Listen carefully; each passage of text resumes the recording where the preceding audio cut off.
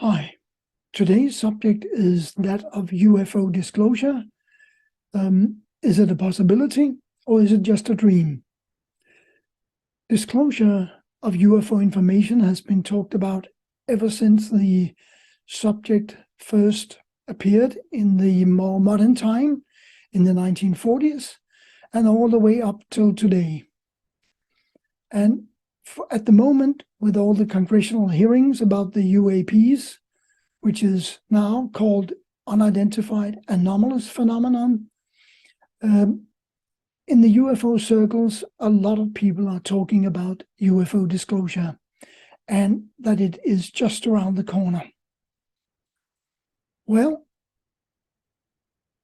here today to help us discuss this subject is the director of the AdamskiFoundation, Glenn Steckling, who is a former professional commercial pilot and now in the finishing stages of writing a book about the UFO subject and his family's involvement in that and related topics. So without further ado, let me welcome Glenn to this interview. Yeah, so welcome, Glenn. Today's topic will be disclosure, as I told you.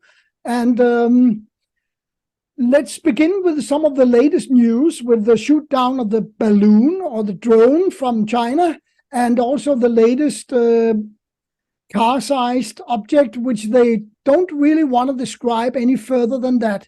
I heard that directly when they had the press conference in the Pentagon.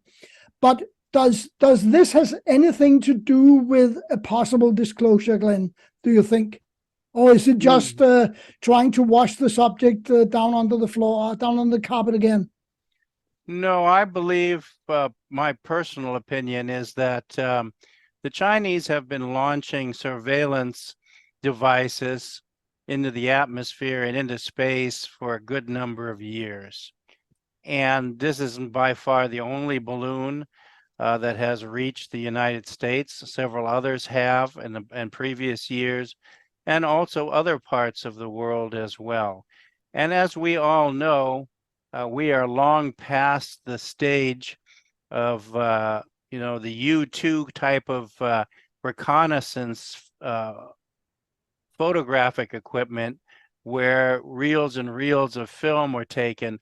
No doubt they do take film as backup, but in today's high technology society, I would not doubt that information that they collect and record is Wi-Fi streamed instantaneously to their collection center.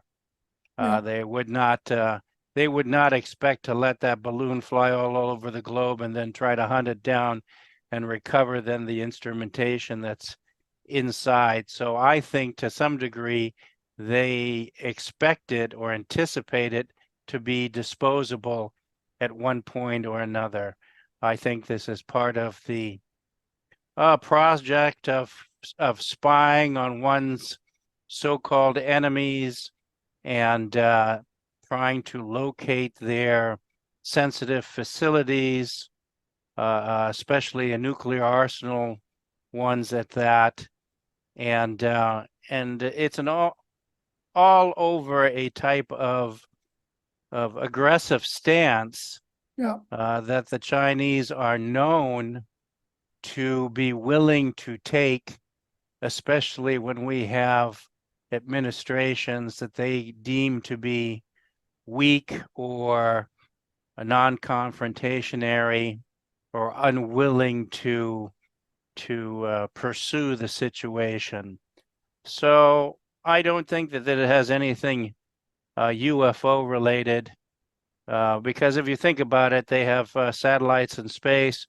They have sent sophisticated satellites and recording spacecraft to the moon. So if they're after that type of information, they would be looking upward, not downward. Yeah, exactly. Yeah, I also think it's a pure, trying to maybe talk the subject down of UFOs and say, look, it was only balloons all the time. But who knows what the plan is for the congressional hearings and so on. I still think it's very watered down, all that they inform. Did you read the latest, the report that was coming out here in November, which only came in January?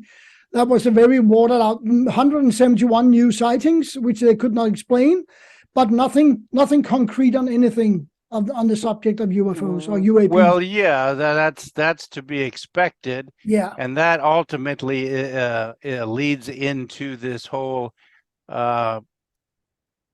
subject of disclosure, which is nothing more than a pipe dream. It's a fantasy. And it is designed to defer people's attention to a later on date. I give you an example. I gave a lecture in 1992 in Los Angeles, and one person came up to me and said, well, it is rumored for certain that disclosure will come in the next 6 months. And I said, well, it hasn't come in the last 6,000 years, so I'm not putting a lot of credence into that. Yeah. And I also know why there will be no disclosure on top of that. If we look at disclosure, it is a very open-ended field. In other words, it allows anybody to say anything and then promote it as reality simply because they said it.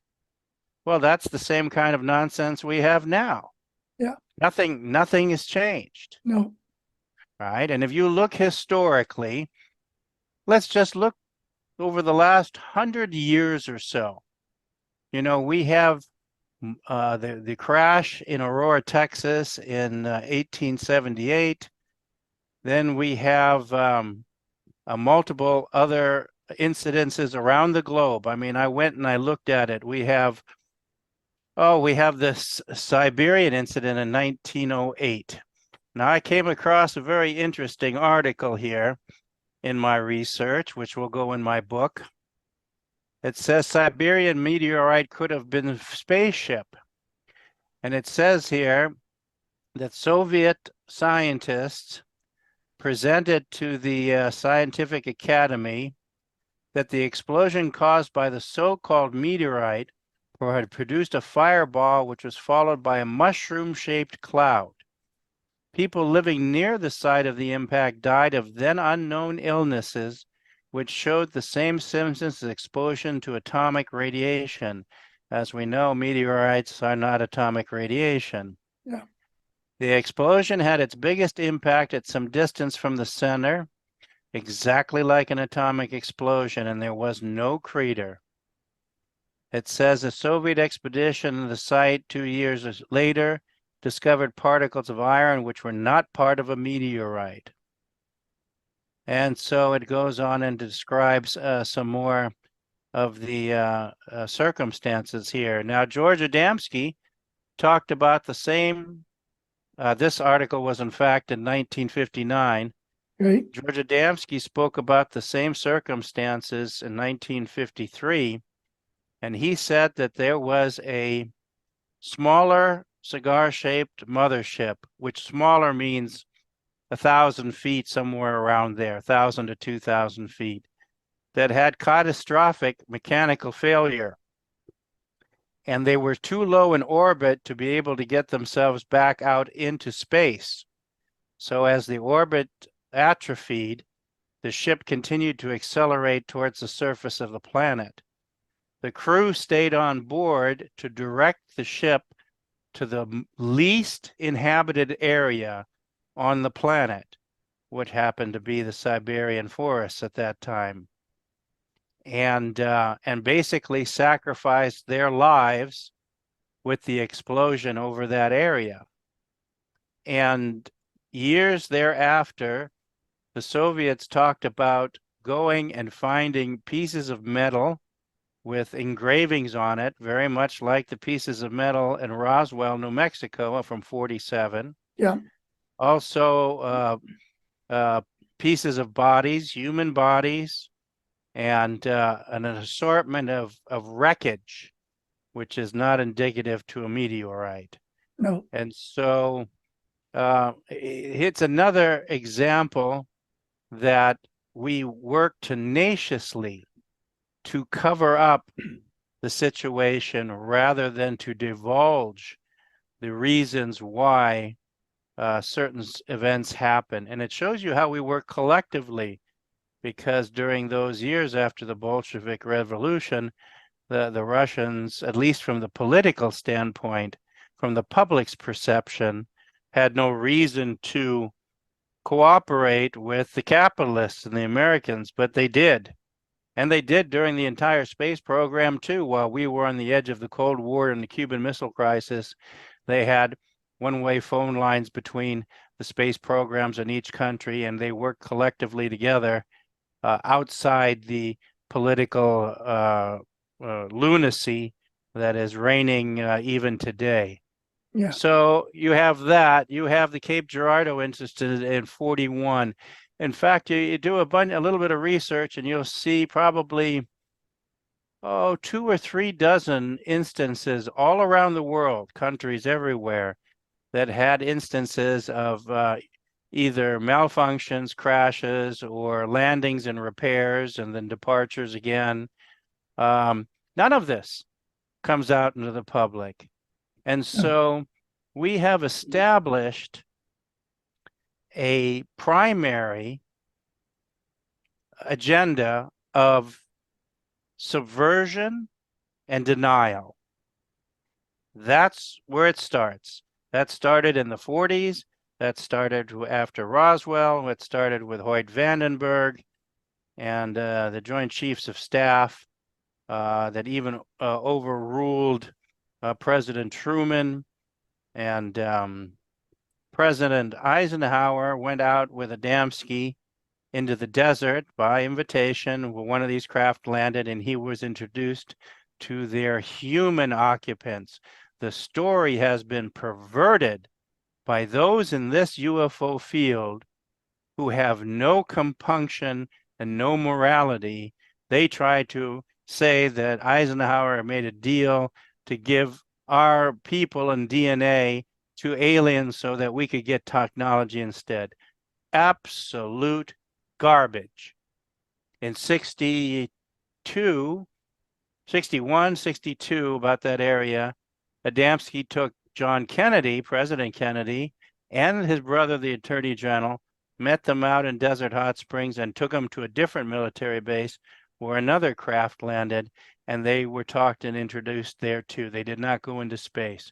And George Adamski carried in his wallet a card, a White House top secret access card that allowed him into the underground tunnel facility entrances into the White House whenever he was summoned or needed to go there.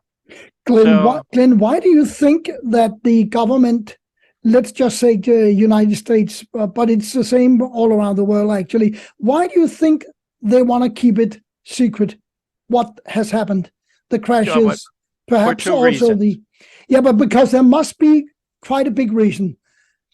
Oh, well, there's the reasons for the reasons they do this, they consider to be the maintaining of the status quo of their economic and religious structures and power structure here on this planet. And so what happens is when these craft came, and remember, they flew by the dozens, pictured on front page newspaper July 4th over the Capitol building in 1952 with the military scrambling jets after them, couldn't catch them. This was just one of dozens of instances. The government was given the information of their existence and shown some of the technology that they were capable of replicating. We were capable of replicating too.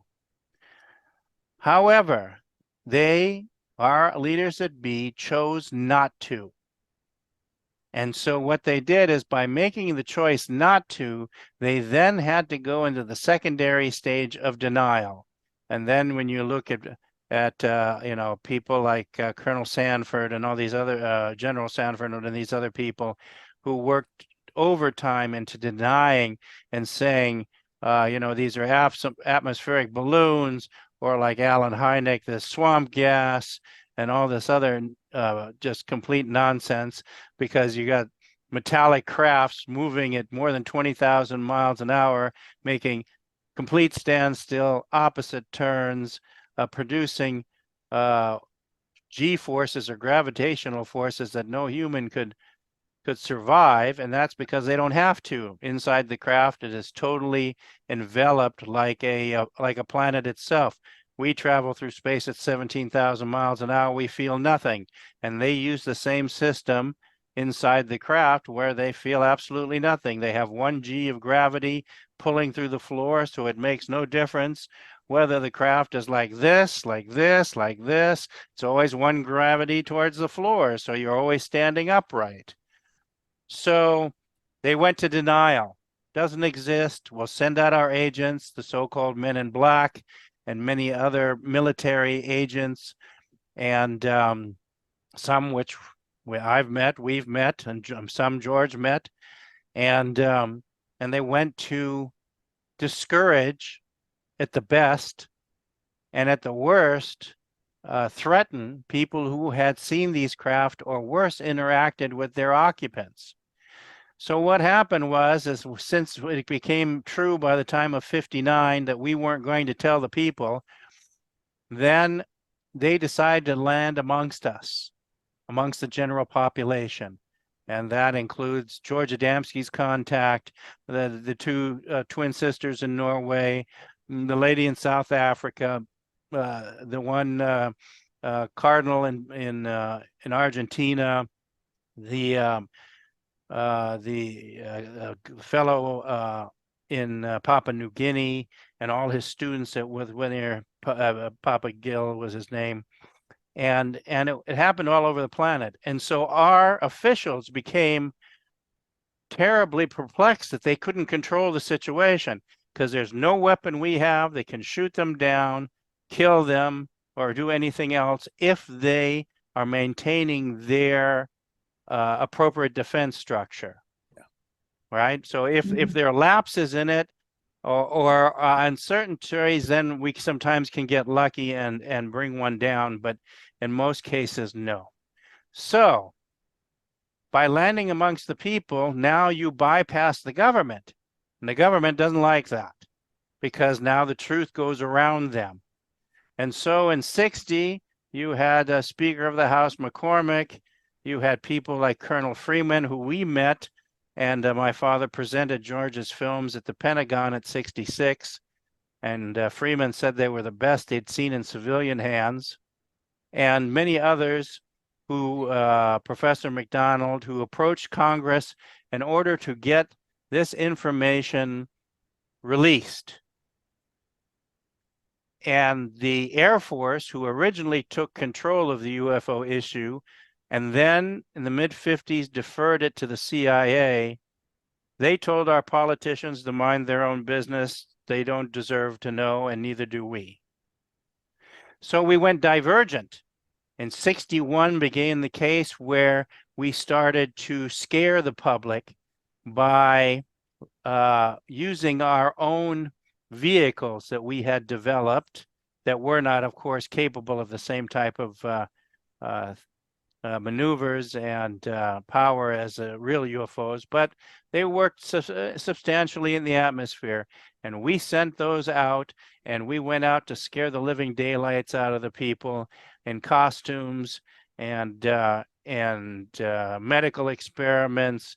And so the so-called abduction era began. Now, there are many people historically, and I've watched these on programs, who are trying desperately to rewrite UFO history, because they know that there weren't abductions prior to that time, to the late 50s.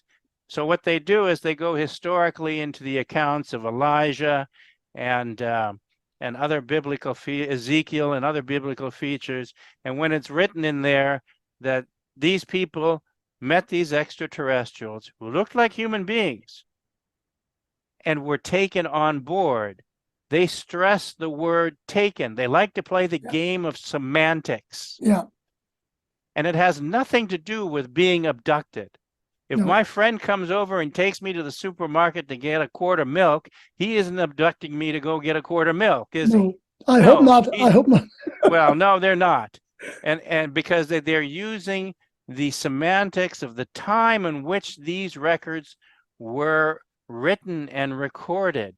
And I see this UFO history constantly perverted in order to try to push an agenda that is the one that they're trying now to get everybody to swallow, so that they can be, 1, fearful, 2, aggressive, 3, prepared to defend themselves on a planetary scale and a military scale that will perpetuate our economic structure.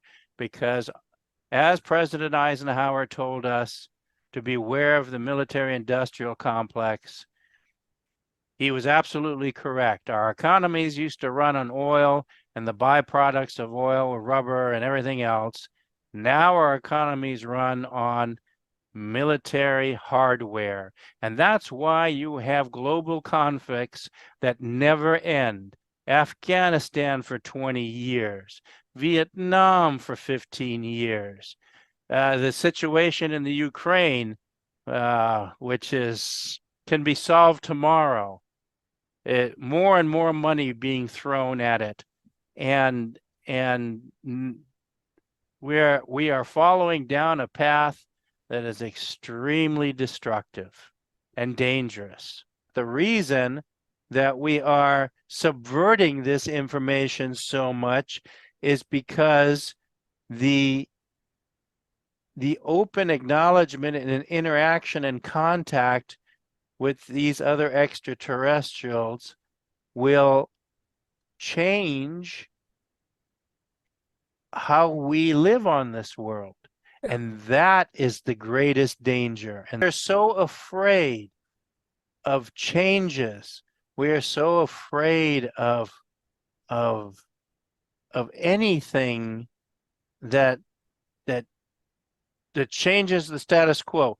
Don't change the politics. Don't change the economic system. Don't change the market.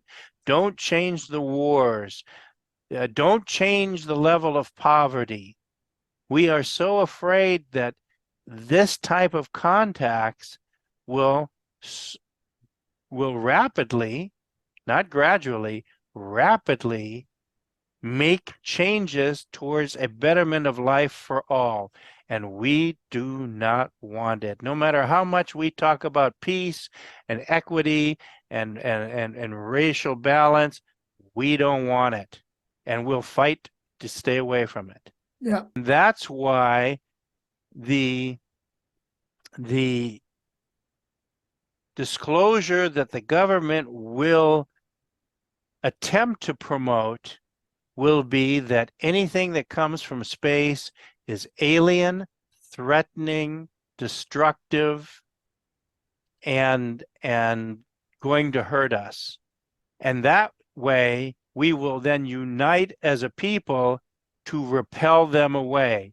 And that's what our powers that be want more than anything else. Glenn, do you think that that a partial disclosure would be possible? Well, here comes the problem with the partial. Who's going to give it? Yeah. What are they going to say? Yeah. And who's going to believe it? So the problem is, Yeah. I can tell you right now from my own experience, my family having been in contact and interacted with military, with government, with scientists, people who are noteworthy within this field. If they would tell you even half of what the truth is, people wouldn't accept it. And the worst would not be the general public.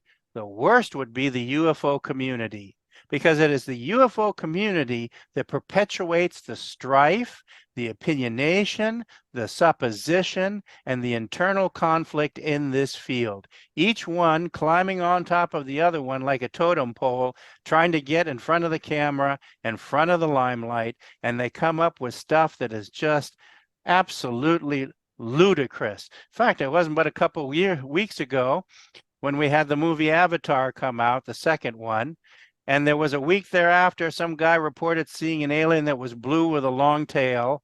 And one of these UFO personalities on TV, who I will be gracious enough not to mention, was right on the story. And psychologically, it shows you exactly how this is happening.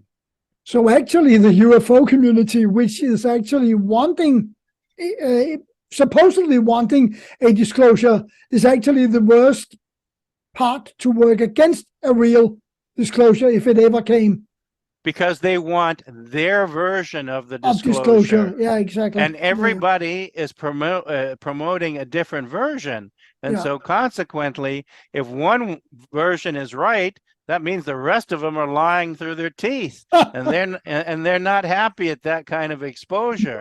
But I will tell you, without a doubt, that at least 95% of the people in this field haven't a clue of what they're talking about. They have no idea. They make it up right and left and left and right. And then they stand in front of people with this smug look, saying, "Look how much I know." And it is disgraceful. It's the nicest word. Yeah, that's a polite way to say it, isn't it? Do you think, Glenn, that they could ever come up with a, let's call it a fake disclosure, where they tell a totally wrong story about what is going on since the Roswell crash? Let's say they acknowledge the Roswell crash as the first one, maybe, and say, okay, we got some wreckage, we don't know what it is, and then go from there and make a fake rest of the disclosure about what's happening. They do that. They do this all the time. They take recognized events, like the ones I list chronologically in my book, and I give all the references so people can see it. I mean, it goes back all the way to biblical times, to Alexander the Great. But what happens is it is a very common method to take a subject like Roswell that has become so difficult to deny now, and then take that story, chop it up into fragments and segments, and then inject an entire different story. I give you an example. With the crash of Roswell, they recovered the bodies, and they described the bodies. In fact, Alan Tolman, who we had talked about before, who was an aerospace engineer and witnessed these spaceships with George Adamski, one of his best friends was the mortician. And Glenn Dennis, there were several individuals, and I believe he's still alive. So whoever it is, I will not divulge his name. But he had been threatened many times, and I may be wrong there. He may not have been the mortician. He may have been the photographer for the mortician. Okay, I think the mortician was Glenn Dennis, but either way, he was there, and he took pictures of the bodies. The bodies were humanoid. They suffered from electrocution because of the thunderstorm and explosive decompression like you would have on an airliner at 30,000 feet when the window blows out and your head expands and your eyes pop out, what have you. None of the bodies were alive. None. These bodies were created, flown to Dallas, Fort Worth, and then offloaded and onto Wright-Patterson Air Force Base. Since that time, I have heard stories of people say, well, one of them was alive, and we took him to the Blue Room, and he smoked cigarettes. Like, I don't know if you ever saw the space alien movie, Paul. Yeah, it was funny like heck. But anyway, and then we had him for 2-3 years, and then we just pumped him for information. Number one, There is no facility that we can invent that will hold one of these people. No. They can materialize right through the wall, walk right through it, put their hands on the lock, open the door, walk away, make themselves invisible due to the optical device they carry, walk away. Nobody knows better. That's the first one. Two, his compatriots would never leave him behind. Never. It's like our Navy. No seamen left behind. They keep looking until they get them, and then they bring them home. So this whole idea that we have the ability to hold them and then to pump them for information is only somebody who lives on this planet, who is used to the type of history of how things we have done during our world wars and things like that, we may find that familiar and therefore partially accept it, but it is totally outside the realm of reality. Then the military said, well, it was really parachute dummies, high altitude parachute dummies that we had launched out of there, and that's what people had seen, except for there was actually one researcher who did a little work for a change and found out that those crash dummies didn't come out until the mid-1950s, 10 years after Roswell occurred. So that story had to go away. But going back to the point, yes, a particular story is taken which has validity, and then it is quickly perverted and subverted and injected with information in order to take that and push it into agenda direction that they want to. The Majestic 12 papers are just like that. I read them. The first parts of them, I could find some validity to it. But boy, after that, it was an injection of such garbage and nonsense that there was no way that that was real. No. But once again, people don't know. So consequently, they look at it and said, well, it comes from stamped with the U.S. Air Force or whatever on it, so it must be the truth. Remember, when you get Freedom of Information documentation, 3/4, if not more, of that page is redacted black. Yeah. You're not getting nothing. Yeah. You don't get, when it comes down to Freedom of Information, you get only the information they have decided they want to give you after they have censored it. That's how the system works. Yeah. We definitely know that. Yeah, I've actually got some papers myself, but these were just reports from the Air Force, so there were no redactions unless I think it was the operating officer was redacted, which had signed that document. But that was fine. But that was just a report, of objects seen over air bases and so on. So, but it's interesting to use the Freedom of Information Act system just to see how much they will redact. That's quite interesting. But so you do believe that a partial disclosure could happen, or has already happened even? And but Glenn, do we really need what people think is a disclosure? What is it that people really want disclosed? Don't people already have minds about what it is that they know? Do they really need to have that confirmed by the government? I don't think they will.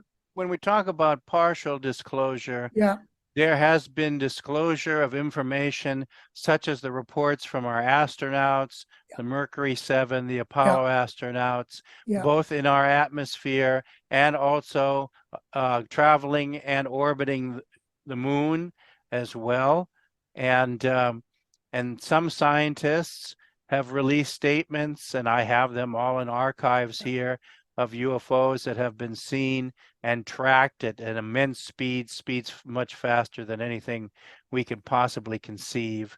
So I would say that there are tidbits, little flakes of information that come out.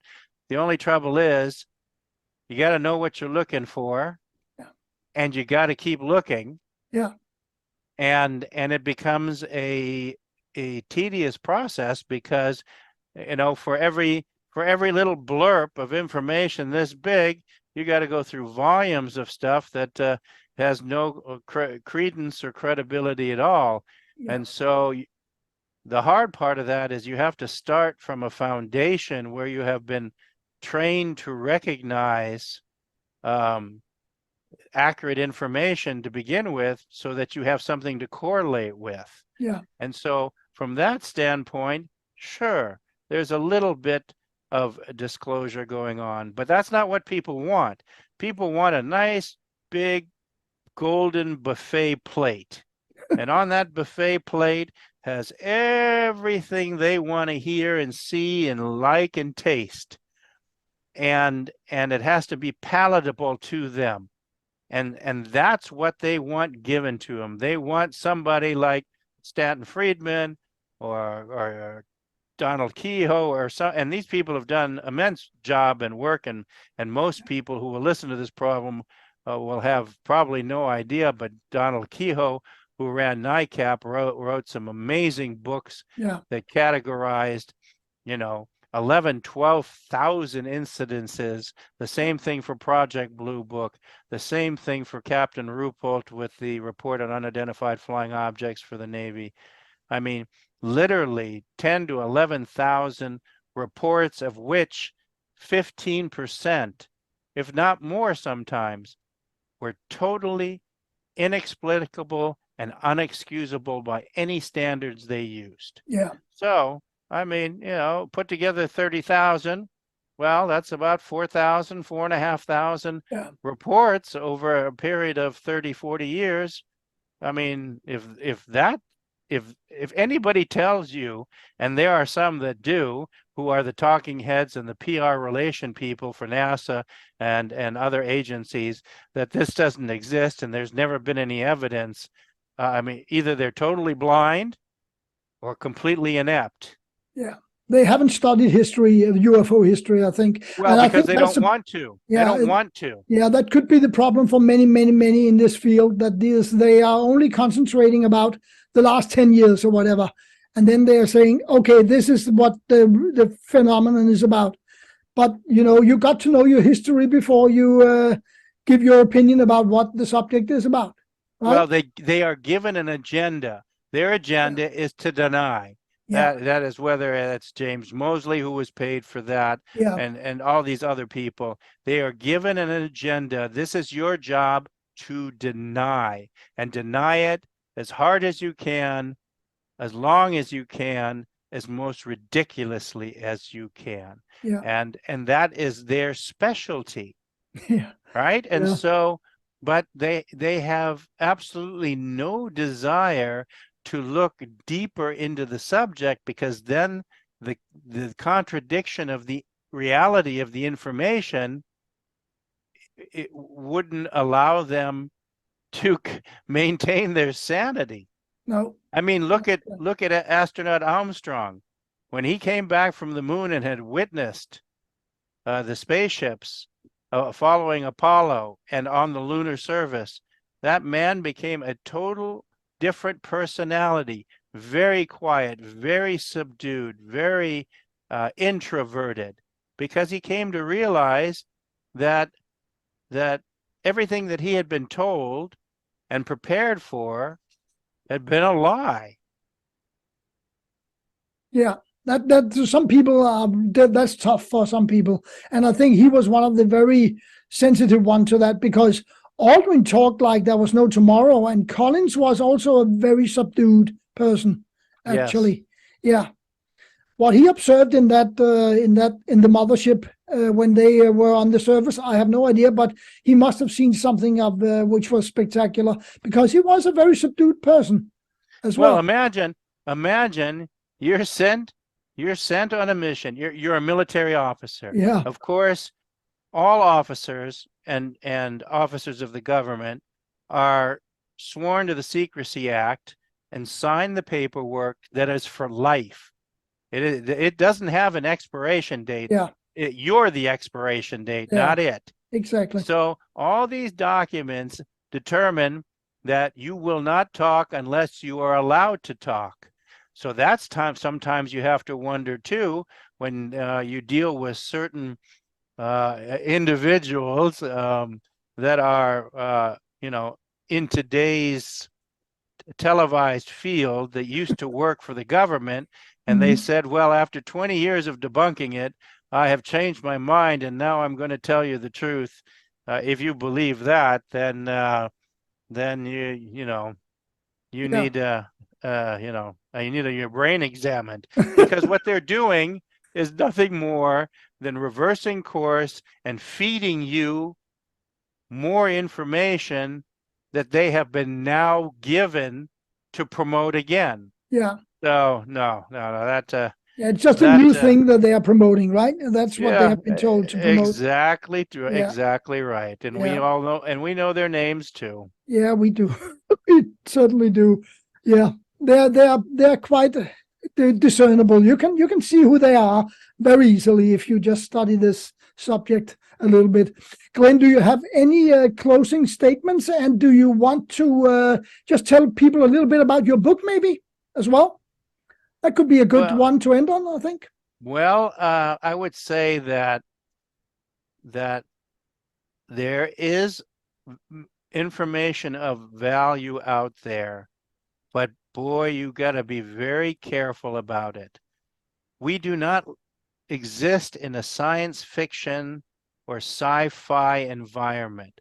In other words, there are those who meander out in this field and say, well, I had contact with over 200 alien species. Bull.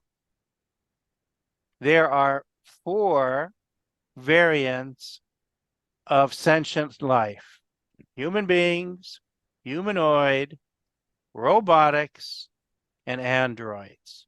The robotics sometimes mime what you would consider to be discernible as a gray, because a robot doesn't require as many facilities as a regular human being. Sometimes a singular ocular lens, like a video camera, or maybe a finger less or 2. The android looks exactly like a human being, except for it's missing a finger.